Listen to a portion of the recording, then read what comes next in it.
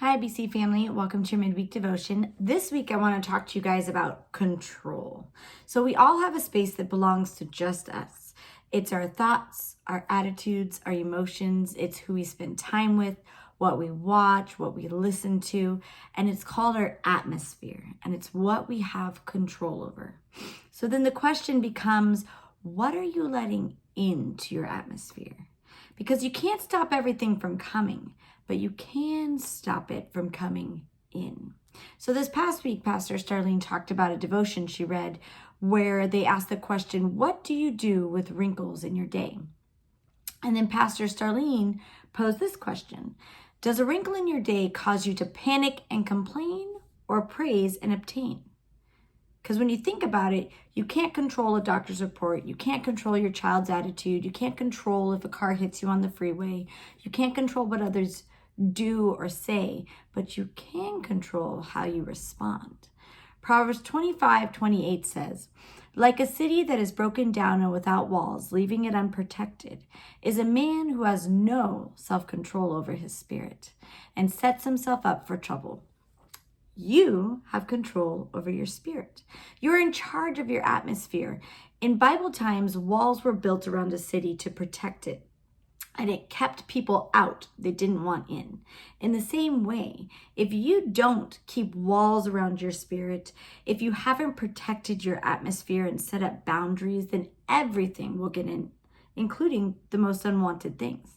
And the more I thought about this, the more I thought about it's not just about building a wall, but it's about what materials are you using. And the Holy Spirit reminded me about the story of the 3 little pigs. One pig built his house out of sticks, one pig out of hay, and one pig out of bricks.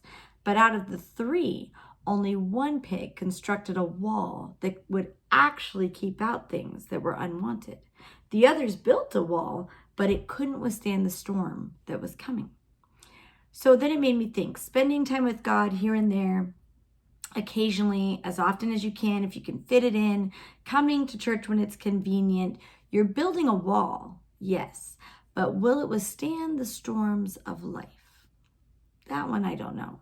Because when you hear the word preached, but you don't act on it, you take the parts of the word that fit your lifestyle, but leave out the others, you have to ask the question, will your wall hold when there are those wrinkles in your day? If you don't have walls or boundaries in place to protect your atmosphere, then when storms strike, instead of reacting with, God is my source, He will provide, when we don't have those walls up to protect our atmosphere, then when storms strike, anxiety comes in, fear creeps in, and you start trying to figure out what to do. How could this happen to you? And you step off of the path and plan that God had you on.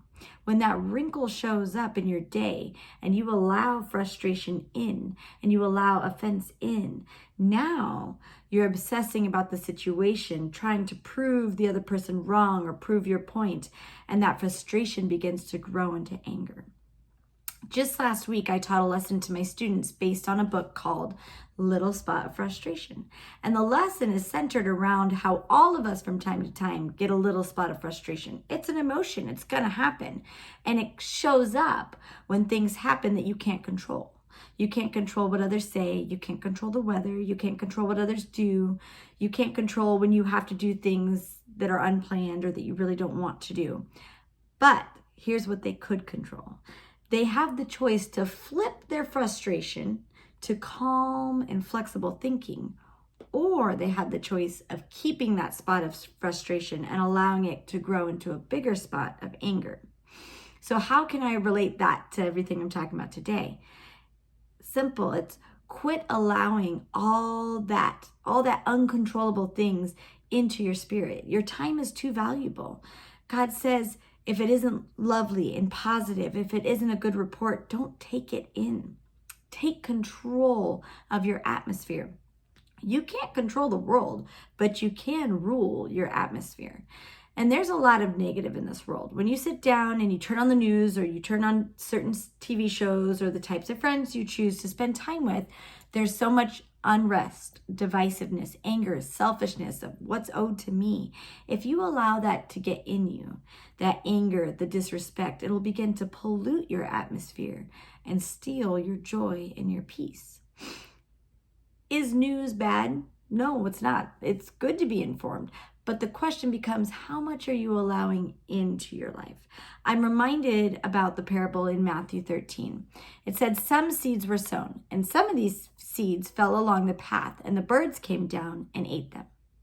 I liken that to, did you spend time with God? Did you get, word downloaded in you, but then you chose to go spend the rest of your day, or you spend a lot of your time talking with negative people who live in the world of offense? Are they eating up the word that was sown in your life? It said that some seed fell on rocky places where it sprang up quickly, but there wasn't a lot of soil and the sun eventually scorched them. Are you lacking in your consistency with God? You spring up quickly, you get that rhema word on church on Sunday, and Monday you're ready, Tuesday you're ready, but you've not been watering, you've not been downloading and doing all the things, getting the oxygen and water, and there was not enough soil, and it just eventually burned up. Right? Are you having that consistency? It also said that other seed fell among thorns, which eventually grew up and choked out the plants, right? What are you filling yourself with? That's the big question today. What are you filling yourself with? What are you allowing into your atmosphere that will one day choke out the harvest that you're trying to grow? But finally, the parable ends with some seed fell on good soil. Are you starting your day with God? Are you scheduling intentional time with Him, talking with Him throughout the day? Are you choosing friends, this one's important, who speak life into you rather than negativity and offense, right? Who are you speaking to on a daily basis? Are you turning off shows that are toxic? Are you filling your car with positive, life-giving music or not? Did you watch the news? How much? Were you able to turn it off when it was time and then maybe put on a faith sermon after? So again, I posed the question that Pastor Starlene said, does a wrinkle in your day cause you to panic and complain or praise and obtain? It depends 100% on the wall you've built around your spirit. Are you controlling your atmosphere? Are you controlling your atmosphere? Or are you allowing uncontrollable things to control you? Right? When I did that lesson with the little spot of frustration, that's what it was about. Are you allowing uncontrollable things that bring frustration then control you and cause you to react a certain way and do certain things? Are you allowing that in? So you need to keep your atmosphere full of faith, full of praise, full of hope, full of victory. It's up to you to say what is or is not allowed into your atmosphere. That's within your control. Joel Osteen's told the story one time about how they were trying to acquire the Compaq Center, and they had to meet with a group of lawyers. And one of the lawyers, the first thing he said was, Joel, I'll help you, but I don't think you'll get it. He said, it's too big of a battle and the city's not going to sell it to a church. But Joel Osteen had already been building his walls. He was already guarding his atmosphere. And he said it went in one ear and out the other. It was as if the guy was talking to the wall, because he said to himself, sorry, doubt, you're not welcome here. Sorry, limited thinking, you don't belong in this atmosphere.